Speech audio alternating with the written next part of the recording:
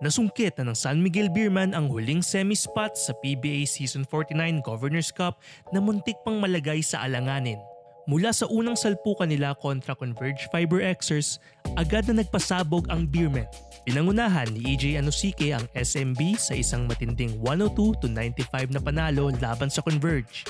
Hindi na nagpatumpik-tumpik si Anosike sa kanyang debut at nagpakawala ng 28 points, 11 rebounds at 5 assists. Hindi rin nagpahuli si The Kraken Junmar Fajardo na bumira ng 25 points at 16 rebounds.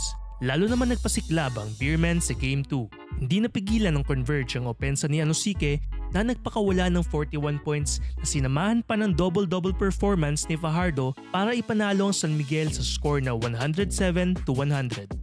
Pero hindi nagpatinag ang Converge nang biglang nagising noong Game 3 mula sa 21-point deficit. Humabol ang Fiber Xers at tinuldukan ng kanilang panalo sa pamamagitan ng buzzer beater ni Alex Stockton na ikinagulat ng lahat. Ang mga bata ng Converge na sila Jalen Jones at Justin Arana ang nagdala para pigilan ang sweep ng Beermen. Sa Game 4, muli na namang pinahirapan ng Converge ang San Miguel at nakuha ang panalo sa score na 114-99.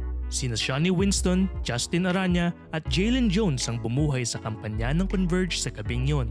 Hanggang sa humantong na sa do or die ang serye.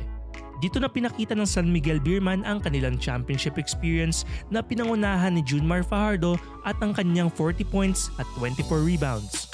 Sa score na 109-105, sinelyuhan ng Beermen ang kanilang ticket papuntang semifinals kung saan haharapin nila ang Barangay Ginebra Gin Kings sa isang best-of-7 series. Ano sa tingin nyo ang magiging kapalaran ng San Miguel sa kanilang bakbakan kontra Ginebra?